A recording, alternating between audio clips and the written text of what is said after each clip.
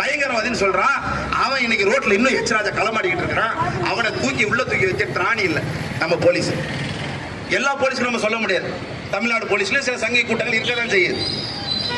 எச்ராஜா இன்னைக்கும் நேத்து ஒரு கூட்டத்தில் பேசியிருக்காரு. அவர் ஏன் இன்னும் கைது செய்யல? இதே ஒரு இஸ்லாமிய பேசிட்டான்னு சொன்னா, இதே நான் சொல்றேன், இப்ப எச்ராஜா ஒரு பயங்கரவாதி தீவிரவாதி, நீங்க என்ன விட்டுருவீங்களா? மோடி அவர்கள் பயங்கரவாதி தீவிரவாதி நான் பேசிட்டேன்னா விட்டுருவீங்களா? அப்படிலாம் பேசக்கூடாது, சட்டம் சொல்லுது. நான் போய் மோடியை போய் பயங்கரவாதி தீவிரவாதிங்க தீவிரவாதிக்கு எதிராக மோடி செயல்பட நான் சொல்ல முடியுமா? சொல்லக்கூடாதுங்க. இந்த நாட்டினுடைய பிரதமர் அவர் அப்படின்னு சட்டம் சொல்லுது. அமித்ஷா அவர்கள் பயங்கரவாதி அப்படின்னு சொல்லக்கூடாது, சட்டம் சொல்லுது. அவர்கள் பொறுப்புல இருக்கிறாங்கன்னு சொல்லி பயங்கரவாதி தீவிரவாதி இல்ல. பாமர மனிதனாக இருந்தாலும், மோடியா இருந்தாலும், அவன் அப்பனா இருந்தாலும், எவனா இருந்தாலும் அவனை பயங்கரவாதி தீவிரவாதின்னு சொல்லாதப்பா அப்படின்னு சட்டம் சொல்லுது. என்ன நடந்துட்டு இருக்கு? சட்டத்தை மதிக்கிறாங்களா? கிடையாது. எனவே அன்பிற்கினிய சகோதரர்களே, பாருங்க, இப்படியே போட்டு இப்படியே மைக்க வச்சுக்கிட்டு பேசிட்டு இருப்போம் மட்டும் நீங்க நினைச்சுக்காதீங்க. தயவு செய்து இப்படியே நினைத்து இப்படியே காலமெல்லாம் போயிரும் நினைச்சிடாதீங்க.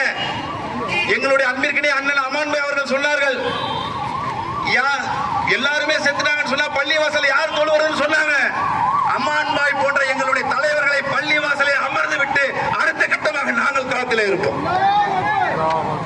எங்களுக்கும் பள்ளிவாசல தொழுகவும் தெரியும், தொழ வைக்கவும் தெரியும், எல்லாமே எங்களுக்கும் தெரியும். எல்லாருக்குமே ஒரு கால அவகாசம் தான். எனவே நிச்சயமாக அல்லாஹ்விடத்துல பிரார்த்தனை செய்தவனாக, யா ரப்பே, இந்த உயிர் இருக்கு பாருங்க, இந்த உயிர் சுகரோ, இந்த உயிர் எப்படி போயிடக்கூடாது, சுகர்ல மட்டும் போயிடக்கூடாது. பாய் கைசா போய் உன குஜரா சுகர் படுகாமா அப்படி இறந்துடக்கூடாது. பாய் கைசா போய் உன குஜரா பாய் உங்களுக்கு ஹாத்தா பாவாரதி கசிட்ல பாய். இந்த உயிர் எப்படி போகணும் தெரியுமா? எப்படி பாய் அவர் இறந்தாருன்னு கேட்கும் போது சொல்லணும், அவர் இந்த மக்களுக்காக, இந்த சமூகத்திற்காக, அல்லாஹ்வுக்காக உயிர் திறந்தார் என்ற அந்த நோக்கத்திற்காகத்தான் நாம் பேசப்பட வேண்டும்.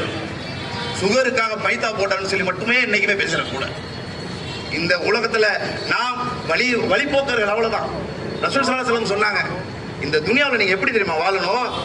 இந்த துனியாவில் நீங்க எப்படி வாழணும் தெரியுமா? வழிபோக்கர்களாக மட்டுமே வாழுங்கள். உங்களுக்கான நிரந்தரமான உலகம் மறுமை. மறுமைக்காக இந்த உலகத்துல நீங்க வெறும் எக்ஸாம் மட்டும் தான் எழுதுறீங்க. வழிபோக்கர்களாக மட்டும் இருந்து விட்டு வாழ்ந்து விட்டு வாருங்கள் சொல்லி சொல்றாங்க.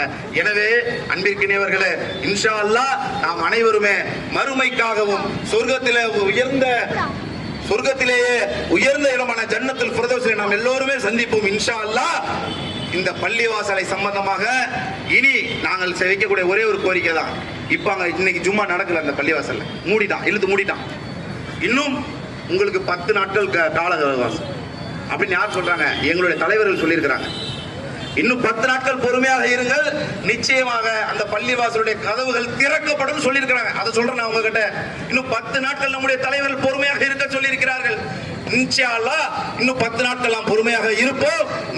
மீண்டும் அந்த பள்ளிவாசலே அல்லாஹ்வுடைய பாங்கு ஓசை கேட்கும் கேட்கும் கேட்கும் என கூறி வாய்ப்புக்கு நன்றி கூறி விடைபெறுகிறேன். அஸ்ஸலாமு அலைக்கும்.